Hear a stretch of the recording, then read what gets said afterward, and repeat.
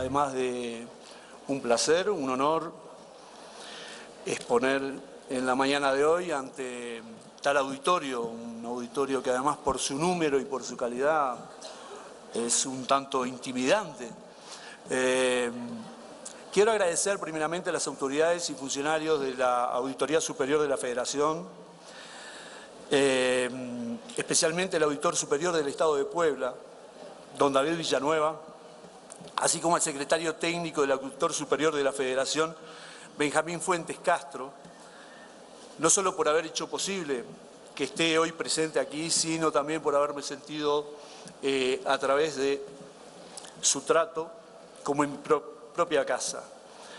Y además por haber organizado este evento de la forma que lo han hecho.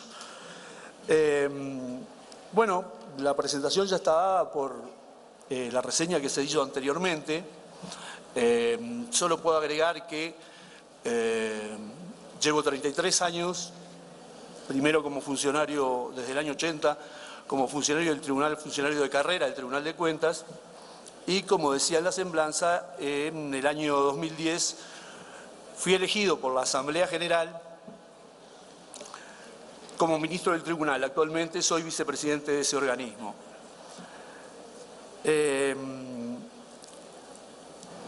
Resulta necesario hacer algunas apreciaciones o aclaraciones previas. En primer lugar, en tanto yo no concurro como representante formal del Tribunal de Cuentas de la República de mi país, las opiniones que pueda vertir tienen el carácter de opiniones personales. Eso es ventajoso para mí porque en realidad puedo decir cuanto pienso sin respetar posiciones institucionales que, bueno, siendo integrante de un cuerpo colegiado siempre es importante respetar. La segunda aclaración, y más que una aclaración, es un deseo, lo voy a hacer a partir de una frase muy conocida de Platón.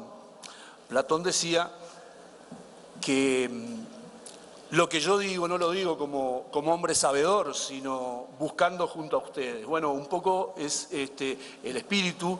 No vengo desinteresadamente a este congreso, sino busco también yo encontrar algunas respuestas a un tema que ya veremos que tiene sus bemoles.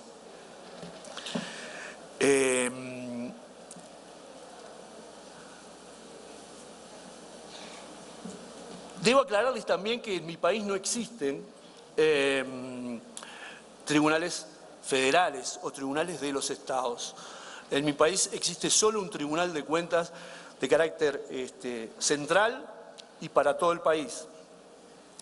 Razón por la cual también algunas de las afirmaciones que aquí se hagan podrán ser, en su caso, extrapoladas a la realidad de las auditorías de México.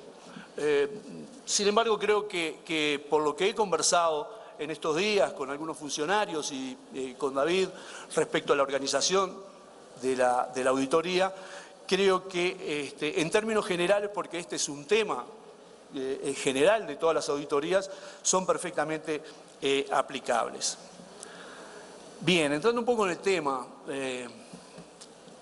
¿quién puede pensar que la independencia no sea un elemento indispensable del trabajo de auditor que hacemos? Quiero aclarar que la Constitución de mi país habla del control externo, y el control externo es lo que ustedes entienden como fiscalización gubernamental. Es una aclaración porque yo lo voy a utilizar en cualquiera de los dos sentidos. ¿Quién piensa que no es necesario que el resultado de nuestro trabajo, cualquiera sea ese trabajo que hagamos, cualquier tipo de auditoría que hagamos, no sea de alguna manera informado por la independencia? Obviamente que todos perseguimos eso, pero ustedes van a ver que el concepto de independencia es un concepto que se ha trabajado desde hace mucho tiempo en ámbitos internacionales y, sin embargo, y desde mi punto de vista, es en uno de los aspectos donde tenemos menos certezas. Desde ya les aclaro que seguramente al final de mi charla, no sé si ustedes tendrán demasiadas certezas, porque sí pretendo dejarles algunas dudas, para que, como decía, juntos, de alguna manera, interpretemos la realidad y podamos, en consecuencia, optimizar resultados. Ese es un poco el objetivo de la charla.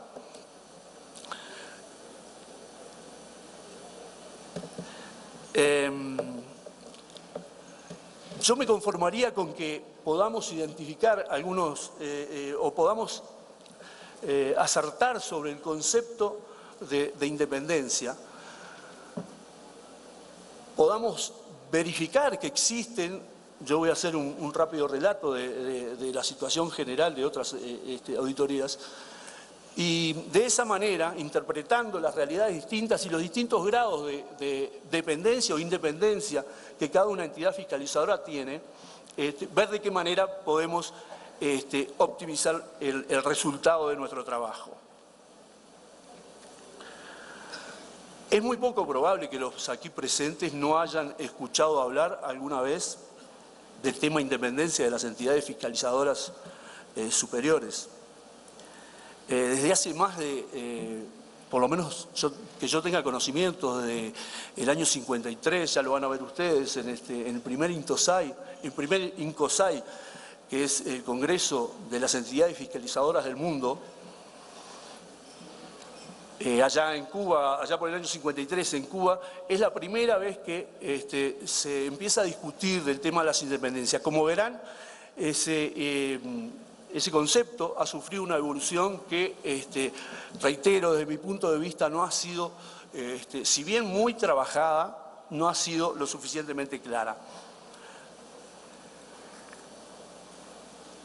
Quizás y sin quizás,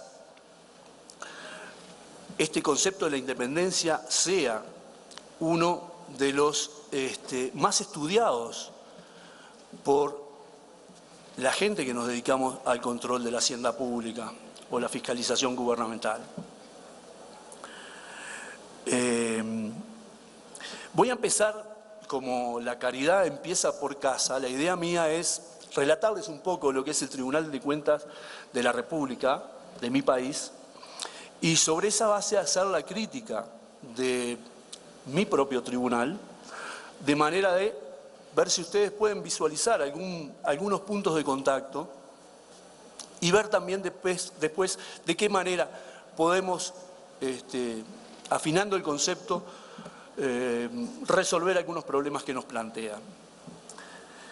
El Tribunal de Cuentas de la República en realidad tiene su antecesor en la primera Constitución del Uruguay, que fue en 1830.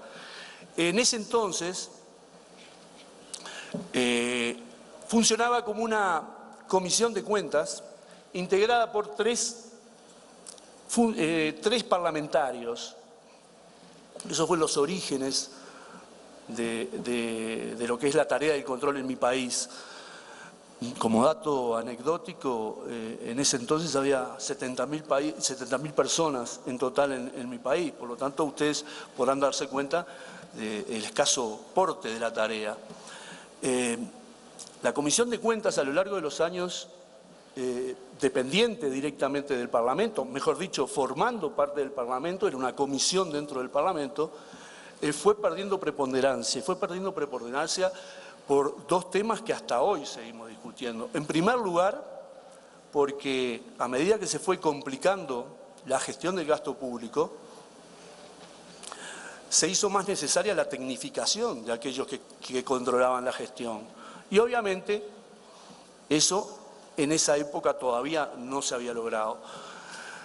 Y el otro tema, que también tiene relación con el tema que vamos a tratar, o que voy a exponer en esta instancia, es el hecho de las implicancias políticas que esos integrantes de la Comisión de Cuentas tenían al momento de realizar el control.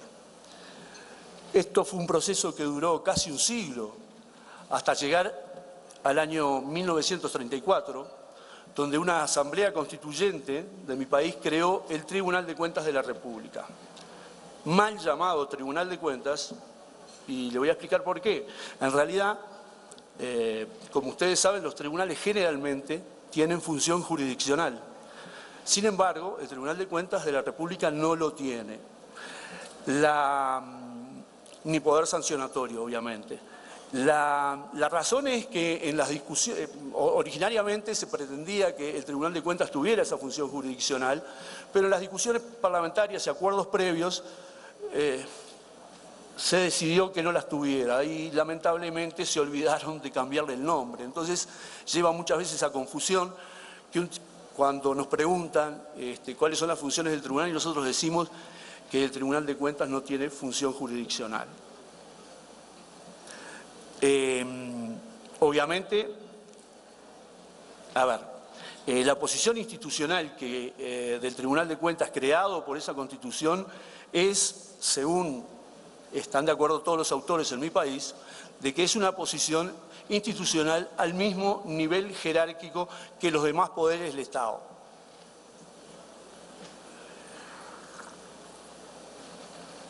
Sus dictámenes no son revisables por ningún... Voy a ir cambiando de la ayuda a memoria. Sus dictámenes no son revisables por ningún órgano del Estado. Son inamovibles. Ni siquiera tienen posibilidad de vía recursiva. Es decir, que lo que dispone el Tribunal de Cuentas queda firme. Sin embargo, vamos a ver que esta cualidad que le dio el constituyente al Tribunal de Cuentas, en los hechos no produce efectos. Las competencias del Tribunal de Cuentas tienen que ver con todo lo relacionado con la hacienda pública. Es además un organismo de asesoramiento y obviamente tiene además independencia absoluta con respecto a los organismos a los cuales audita. También tiene supuestamente autonomía funcional. Ahora vamos a ver por qué se encuentra también un poco limitada. Si bien la tiene en teoría, tiene autonomía funcional y tiene limitada autonomía presupuestaria, que es otro de los elementos que creo que son fundamentales para poder concretar la idea de una entidad fiscalizadora absolutamente independiente, si es que esto existe. Bien, entonces desarrollo esos tres problemas. La falta de autonomía presupuestal, evidentemente, implica que los recursos del Tribunal de Cuentas no sean decididos en última instancia por el propio Tribunal de Cuentas. El presupuesto del Tribunal de Cuentas tiene una característica, es otra de las ideas que tuvo el constituyente para darle mayor jerarquía. Dijo, el presupuesto lo realiza el Tribunal de Cuentas, se lo remite al Poder Ejecutivo y el Poder Ejecutivo remite los dos presupuestos al Parlamento. Si está de acuerdo con el presupuesto que le remitió el Tribunal de Cuentas, muy bien. Si no está de acuerdo, el Poder Ejecutivo formula su propio presupuesto respecto al Tribunal de Cuentas, pero ambos presupuestos llegan al Parlamento. Esto significa que por lo menos los legisladores tienen conciencia de las necesidades que tiene el Tribunal de Cuentas desde su propio punto de vista, es decir, la formulación de su propio presupuesto. Sin embargo, la realidad indica que generalmente el Ejecutivo acuerda las pautas presupuestarias y el Parlamento finalmente vota lo que el Ejecutivo le dicta o le propone. Por lo tanto, nosotros año a año estamos concurriendo tanto a la Cámara de Diputados como a la Cámara de Senadores, bregando por un presupuesto que finalmente es decidido por otros poderes del Estado. Quería decirles que esta concurrencia se hace generalmente los 7 ministros, que es así como está constituido el Tribunal de Cuentas, y que tiene que ver con su posición institucional. Son 7 ministros que son nombrados son nombrados por un 2/3, una mayoría especial de la Asamblea General, que es la reunión de ambas cámaras.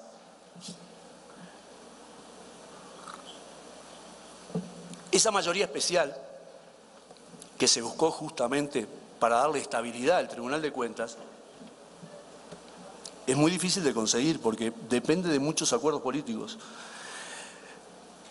Como ejemplo, el tribunal anterior al que yo conformo estuvo 16 años en funciones, porque en realidad, además, una vez que se nominan a los integrantes del Tribunal de Cuentas, no tienen fecha de terminación de mandato, es hasta que son suplantados por el nuevo tribunal. En el caso anterior, como no se lograban los acuerdos políticos necesarios para nombrar un nuevo tribunal, ese tribunal estuvo 16 años en funciones, lo que obviamente significó que al no estar respaldado políticamente fuera perdiendo de alguna manera la jerarquía institucional que debería tener.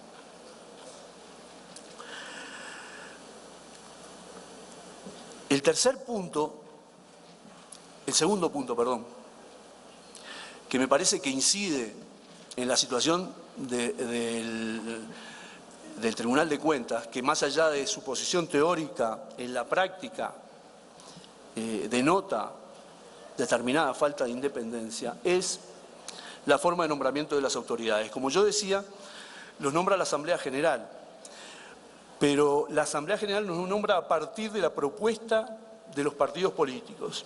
Es decir, yo como ministro soy propuesto por un partido político para integrar el Tribunal de Cuentas. La Asamblea me nombra a propuesta del partido para desempeñar una función constitucional. Si bien yo, en lo que es personal, yo me he preocupado de aclarar todo cuanto pude, de que no me siento un representante de un partido político, sino que mi partido político simplemente me propuso para realizar una tarea constitucional que, entre otras cosas, debía ser apolítica, porque nosotros tenemos prohibido todo tema, toda actividad política, salvo el ejercicio del voto. Les decía que mi partido me pidió que la ejerciera simplemente con honestidad intelectual y material.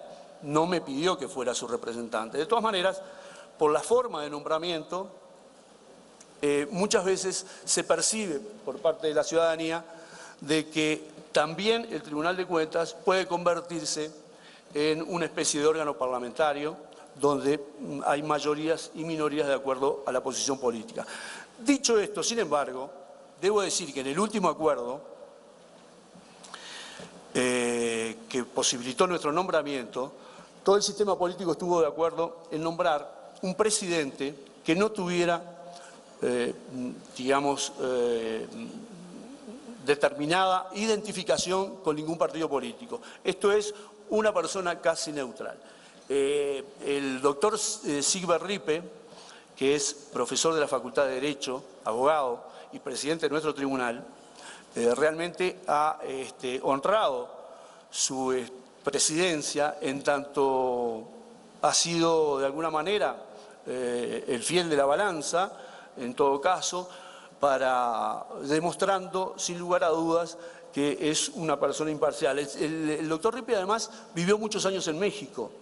En la época de la dictadura, cuando muchos de los funcionarios tuvieron que, y sobre todo profesores de facultad, tuvieron que emigrar, el doctor Rippe vino a México y fue profesor de la Universidad Autónoma de México en la cátedra de Derecho Internacional Público. Él sinceramente no pierde oportunidad de hacer referencia a México y los recuerdos que le trae este país, porque además lo acogió profesionalmente, cosa muy difícil cuando de irnos de nuestro país se trata.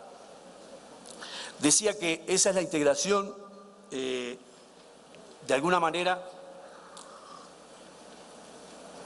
esa cualidad del presidente, de alguna manera, reduce los efectos de lo que yo llamo una decisión política de proponer a los integrantes del tribunal y quedar de alguna manera frente a la ciudadanía con la impresión de que somos representantes políticos. El tercer punto que el Tribunal de Cuentas de mi país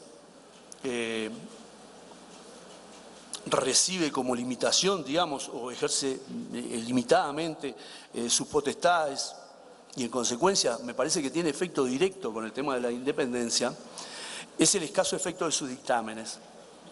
Si bien les decía antes que los efectos del tribunal, los dictámenes del Tribunal de Cuentas son irrevocables, el sistema implica que todas las observaciones que haga el tribunal, nosotros hacemos intervención preventiva, el ordenador puede reiterar el gasto, es decir, seguir adelante a pesar de la observación del tribunal, y quien dirime ese problema es la Asamblea General. Quiere decir que cuando el ordenador reitera el gasto, toda la información, todo el expediente va a la Asamblea General, quien es que tiene que ejercer el control político de la gestión.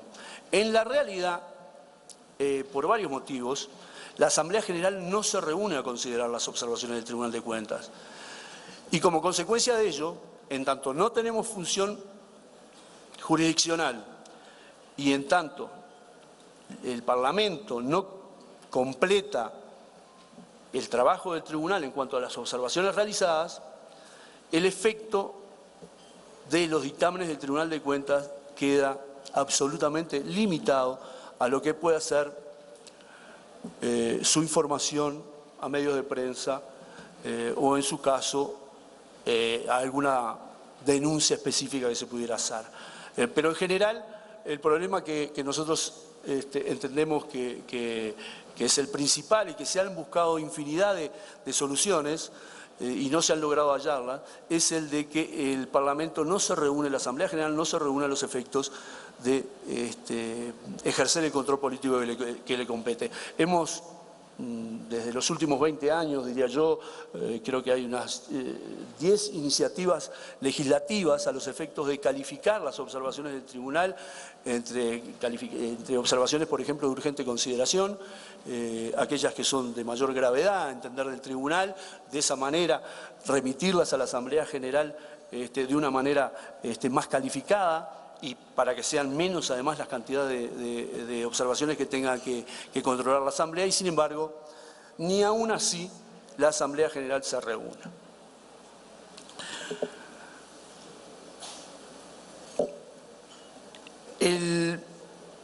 Voy a darles un rápido pantallazo de lo que pasa en la región. Ya en el año 2004, en el Intosai del año 2004, se le encargó a mi país un trabajo que tenía relación con la situación de las entidades fiscalizadoras de América Latina relacionadas con el tema independencia. El título, en realidad, como ustedes ven, es situación respecto a la independencia desde el punto de vista de una entidad fiscalizadora de América Latina. Después de un vasto estudio, se concluyó en ese trabajo, y así fue aprobado, que la mayoría de las organizaciones de fiscalización gubernamental, sean contralorías, tribunales de cuentas o auditorías, detentan un grado suficiente de independencia a los efectos de ejercer su trabajo. Esta es, digamos, una conclusión muy general, pero desde mi experiencia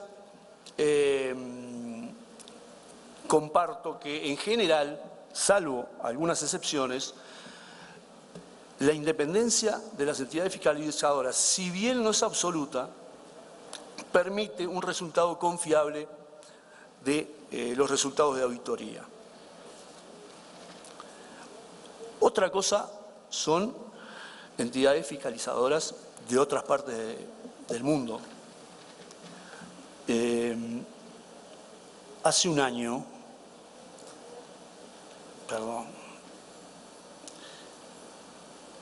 bueno,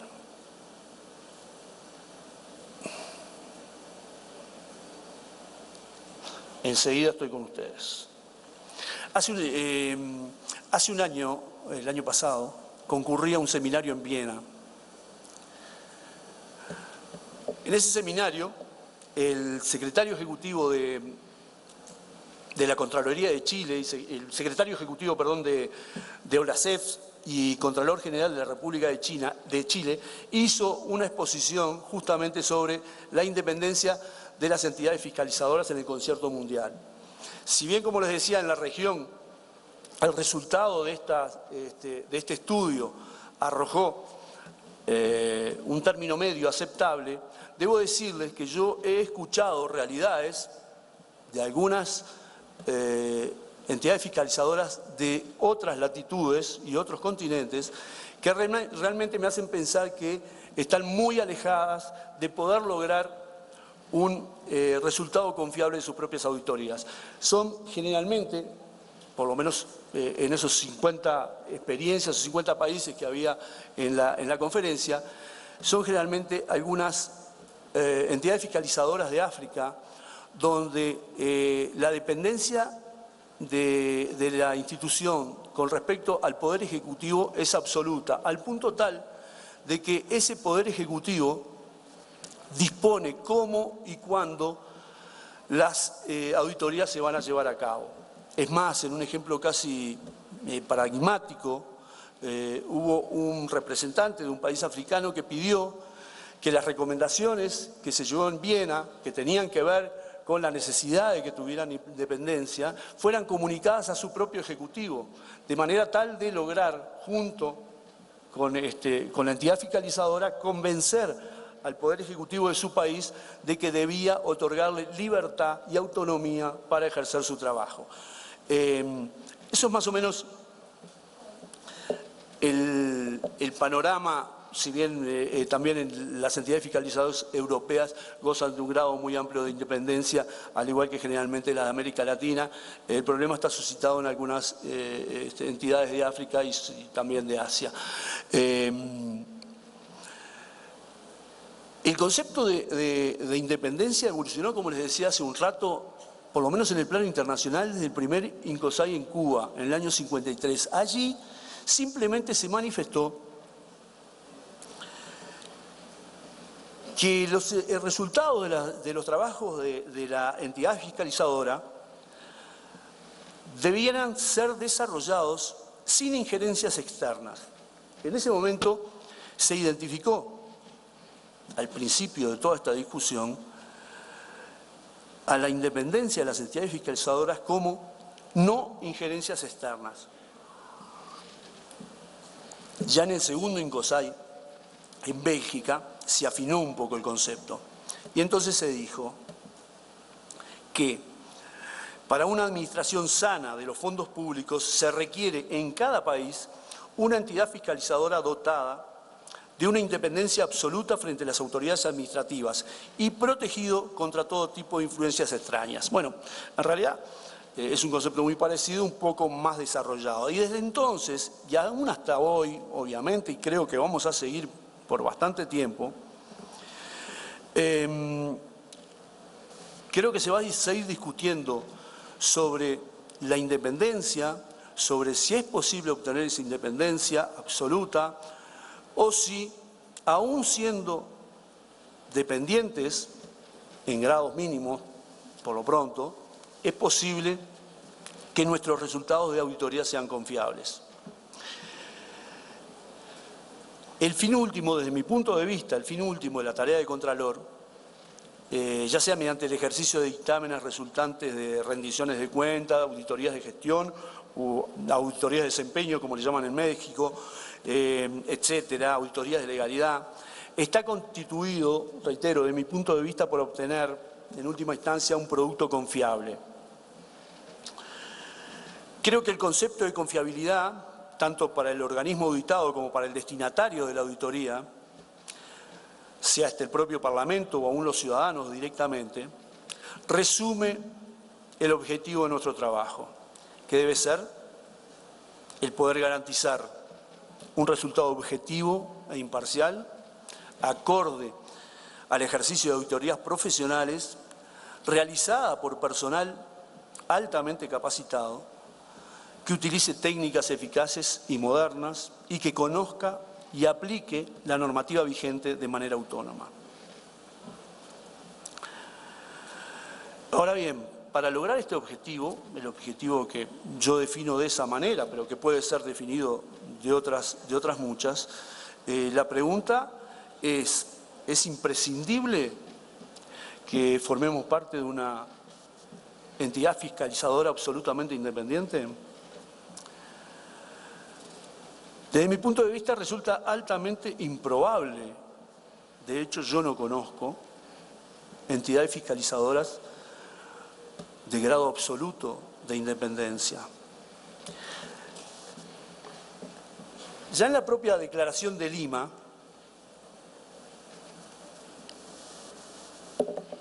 en el año 77, referido a líneas básicas de fiscalización, en el capítulo segundo referido a la independencia de las entidades fiscalizadoras, se declaró textualmente que aunque una independencia absoluta respecto de los demás órganos estatales es imposible, por estar ella misma inserta en la totalidad estatal, las entidades fiscalizadoras deben gozar de la independencia funcional y organizativa necesaria para el cumplimiento de sus funciones. Y justamente después, la Declaración de México sobre independencia de las entidades fiscalizadoras en el año 2007, en el INCOSAI 2007, se identificaron 8 grandes postulados necesarios para hablar de independencia de una entidad fiscalizadora. Pero establece en su preámbulo que se reconoce que actualmente ninguna entidad fiscalizadora cumple con todas las disposiciones para la aplicación y por tanto las pautas básicas adjuntas presentan otras buenas prácticas para lograr independencia. El resumen de esto es, les había hablado del año 53, cuando se empezó a conversar de esta materia. En el año 77, si bien se declara la necesidad de entidades fiscalizadoras superiores independientes, se reconoce que ninguna de las entidades fiscalizadoras tiene una independencia absoluta, y esto se vuelve a repetir 30 años después en la Declaración de México. Por lo tanto, más allá de que trabajemos sobre el punto, creo que hay realidades que debemos reconocer. Y tanto es así que las estamos reconociendo y declarando en congresos como el de Lima y el de México. Acá corresponde aclarar que no estamos hablando de colaboración o asesoramiento entre entidades estatales en sentido amplio, lo que constituye una exigencia imprescindible para funcionar. No es eso de lo que estamos hablando. Acá estamos hablando de cierta subordinación. Ese es el término que implica coartar la independencia. Cuando hay subordinación, no hay independencia. O cuanto menos subordinación haya, mayor independencia va a haber. Yo participo de la idea, al igual que han hecho mis colegas en Lima como en México, que dentro de la persona jurídica mayor Estado no resulta factible encontrar a uno de sus organismos, específicamente además el de Contralor, siendo absolutamente independiente de otros poderes del Estado, aún por causa mínima de subordinación, ya sea institucional o personal. Eso de ninguna manera significa que debamos rendirnos ante la tarea de tratar de obtener el mayor grado de independencia posible.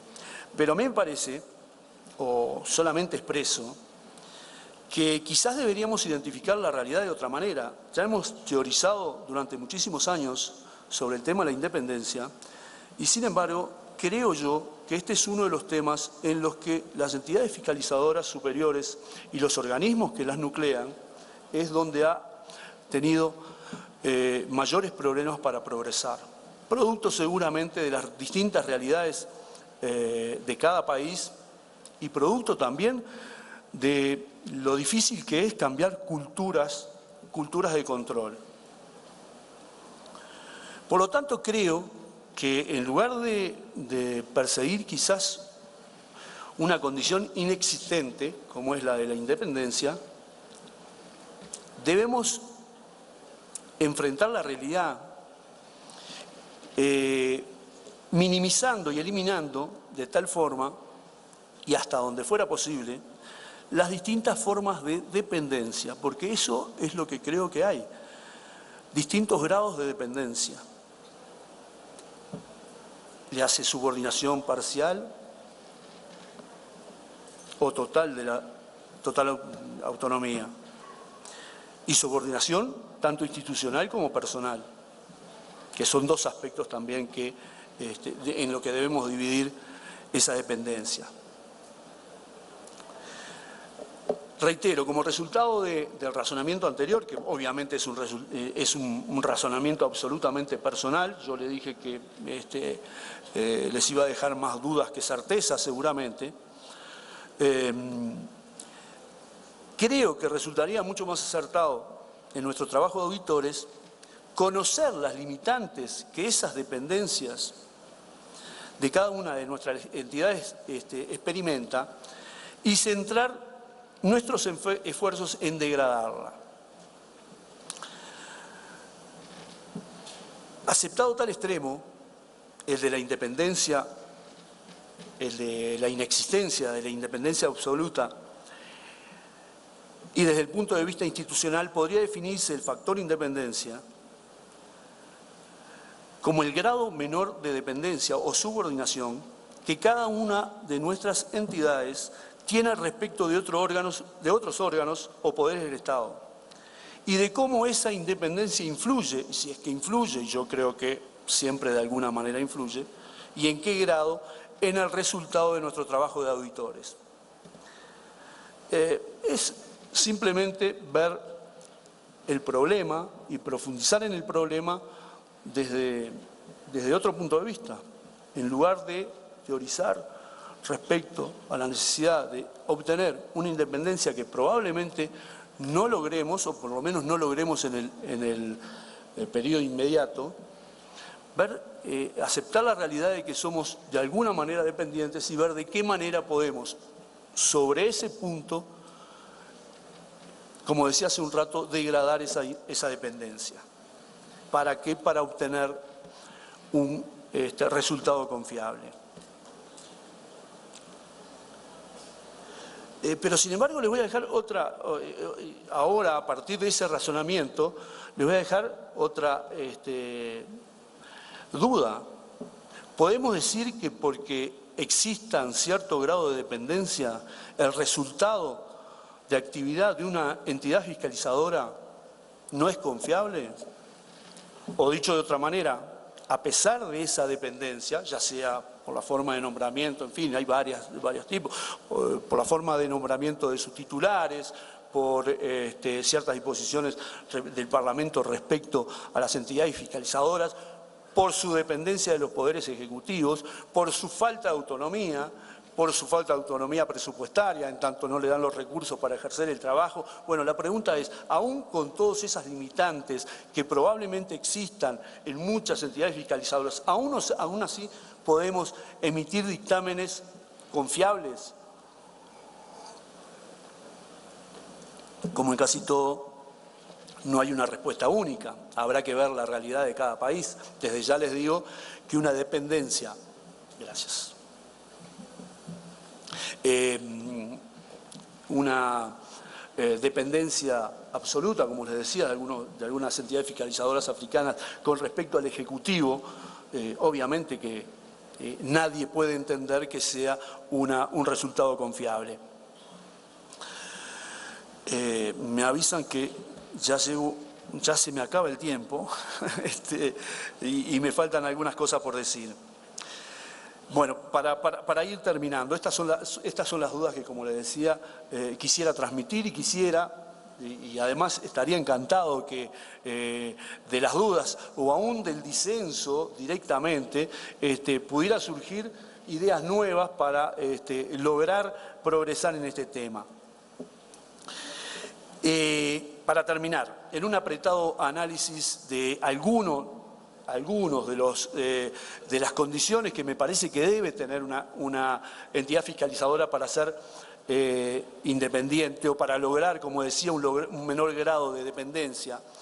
Y obviamente no voy a a resumir los 8 pilares de la Declaración de México, porque en realidad me parece que hay algunos que son de mayor profundidad y hay otros que no están establecidos. Voy a decir lo que desde mi punto de vista parecen imprescindibles. En primer lugar, yo le decía que la Constitución de nuestro país recogía la organización y funcionamiento y competencias del Tribunal de Cuentas de la República. Yo creo que eso...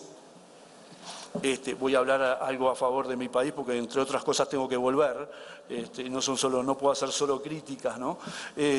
Creo que esa característica de raigambre constitucional implica un paso adelante frente a la también posibilidad de que sea prevista por ley, la entidad fiscalizadora. Me parece que es un paso adelante desde el punto de vista de que, por ejemplo, en el caso uruguayo, de una constitución semirrígida o rígida, los efectos de su modificación implica que la estabilidad de las competencias y las funciones del Tribunal de Cuentas. Es decir, si partimos de la base muchas veces del embate que puede ejercer un ejecutivo contra cierta molestia frente a la tarea de control, bueno, allí está la Constitución para preservar esa característica. Porque, entre otras cosas, también me gustaría hablar un poco más, pero voy a resumir.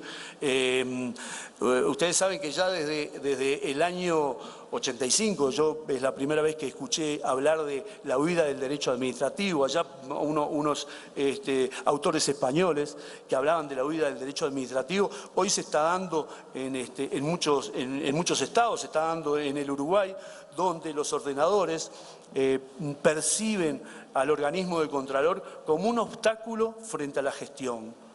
El Tribunal de Cuentas de mi país, para muchos ordenadores, para muchos gestionantes de la hacienda pública, significa un obstáculo al que hay que sortear.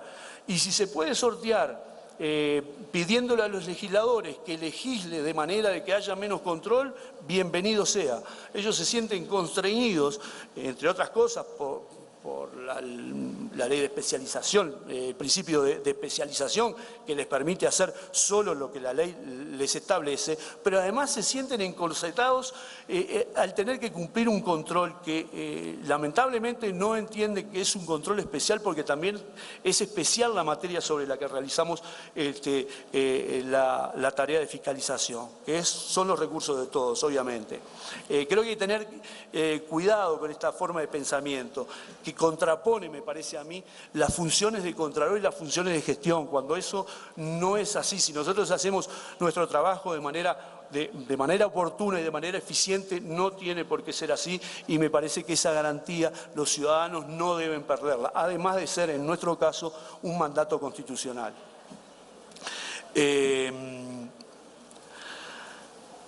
Hay un punto que no es tratado muy profundamente, pero que a mí me parece fundamental, y es donde también vuelvo a la crítica a mi país. Nosotros no hemos logrado avanzar.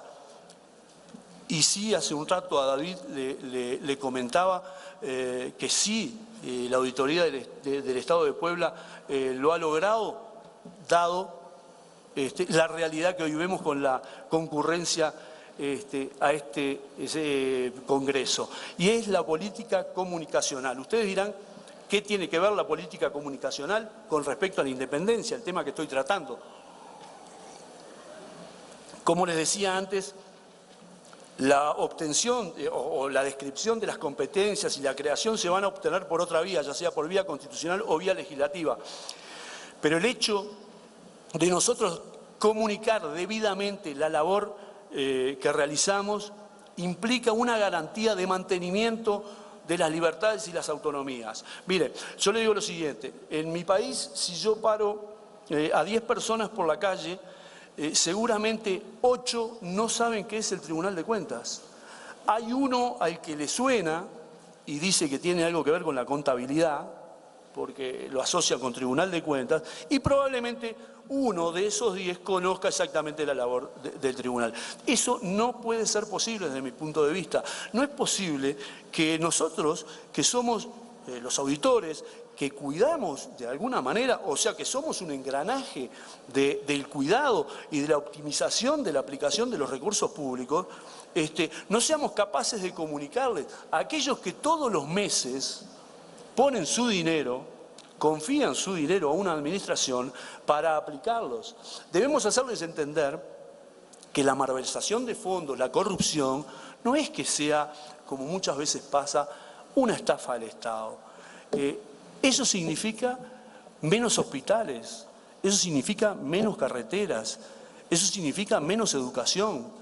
Tenemos que de alguna manera decodificar el trabajo de las entidades fiscalizadoras superiores y hacerle entender a la ciudadanía, no solo a los técnicos, de que deben involucrarse, deben conocer el trabajo que hace la auditoría, porque en definitiva estamos cuidando sus dineros, el dinero de sus padres, de sus hijos, de sus hermanos, el dinero que todos nosotros, cuando nos entregan el sobre del sueldo, protestamos porque nos retiran y después como que nos desprendemos de, digamos, de ese tema y digamos, bueno, que lo gestione el Estado. Me parece que además eso debe comenzar, como sé que hay una política sobre la que me he interesado y que he hablado y que voy a profundizar, que eso tiene que aparecer en una educación cívica desde la infancia, desde la escuela. Debe haber una educación de los niños que tiene que entender ciertamente que somos, reitero, me parece un engranaje fundamental en el control de los fondos públicos, que es el control de su propio dinero en definitiva.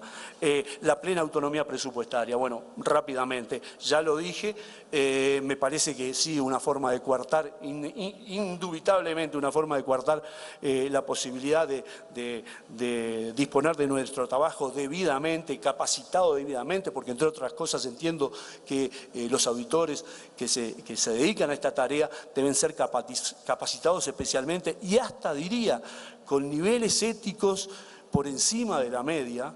Eso es lo que opino personalmente, porque somos quienes controlamos, tenemos que tener un nivel ético superior a la media. Bueno, obviamente si no nos votan los recursos que necesitamos para hacer esa tarea técnica, para hacer esa capacitación, evidentemente no vamos a ser independientes para realizar un trabajo efectivo. Finalmente, con respecto, bueno, por supuesto también hay temas que son, como se dice en mi país, de perogrullo, es decir, que son obvios. El acceso irrestricto a la información. ¿De qué manera podemos auditar si no tenemos un acceso irrestricto a la información? En mi país, el Tribunal de Cuentas dicta ordenanzas de contabilidad y administración financiera y entre ellas, la número 85, establece que cualquier organismo, nosotros tenemos acceso a cualquier documento del Estado que se nos ocurra auditar, cualquier documento. Si no se nos quiere entregar esa documentación en 10 días, nosotros podemos intimar su entrega y si no se cumple podemos hacer denuncias, tanto administrativas como de otra naturaleza, responsabilidad de otra naturaleza, por obstrucción de la tarea constitucional. Lo último, sí, ahora sí, para terminar, la independencia personal. Mire, simplemente voy a resumirlo en esto. Podemos teorizar durante años, y de hecho lo hemos hecho, con respecto a la independencia. Podemos fijar parámetros de cumplimiento donde podamos dar o asegurar cierto grado de independencia. Podemos discutir, crear seminarios y nuevamente volver sobre el tema. Hay un problema. Si al final del camino nos encontramos con un auditor no capacitado o deshonesto, todo se cae como un castillo de naipes. Por más técnica que nosotros aportemos, por más convencimiento que tengamos sobre la tarea que estamos realizando, si el auditor de campo falla la auditoría. Y si el responsable del soporte político falla el sistema. Pero de todas maneras, falla la auditoría. Por eso mismo, yo creo que también con la educación que les decía respecto a la función de la tarea del Tribunal de Cuentas, también hay que volver a inculcar los valores de la función pública.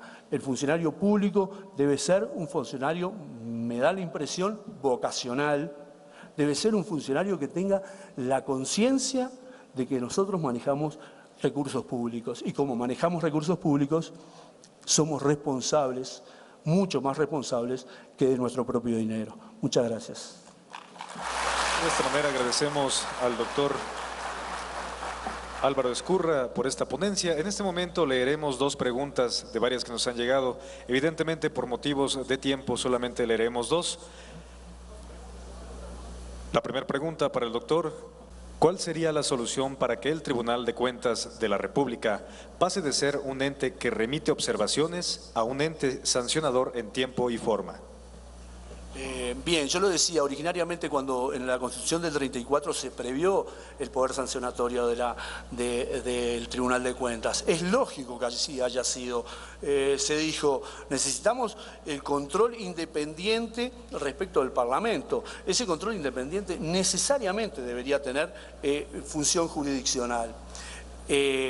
¿Cómo se logra?